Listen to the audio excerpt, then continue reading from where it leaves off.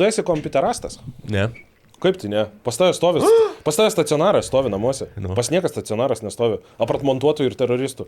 Nu, man reikėjo montuoti. Dažniausiai Rocket League tik tai žaidžiu. Bet pasirinkti yra slapukas įdėtas, tai negyva žiūrkį įdėta į kondicionierių. Ne, šiaip turiu gerą kompą tikrai. Reikia su magnetu praeit pro šoną. Šiaip turiu labai gerą kompą ir man jį sudėjo termopastą.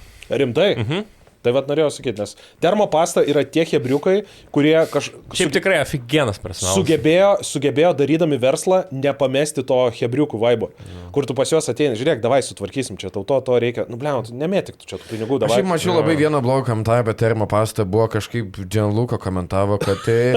Ten nėra spaghetti! Nėra spaghetti viduj mano... Kokia čia pasta? Mano kompiuteris nebekaista, nebegaliu pasišildyti makaronų.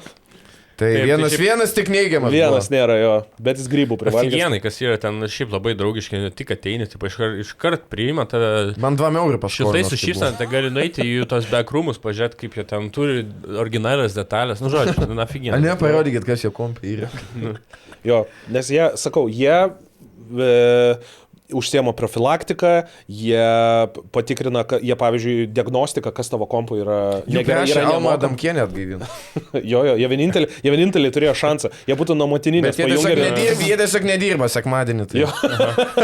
Būtų tokį pajungę nuo motininės škės iš karto. Jeigu norit kompiuterių serviso, kur jums nereikės mokėti už diagnostiką, o pasakys, kas yra ir tada nuspręsit jau ten, ar ten detalės keis, ar dar kažką parodys. Norit to tokio hebriukų vaibo, bet kur hebra nepimpaliauja, o rimtai dirba, bet yra labai familiarus. Nu, toksai, ateik, sutvarkysim, padarysim, toks, nėra tokio šaltumo korporaciško, kur tu pasimeti tiesiog tarp skaičių.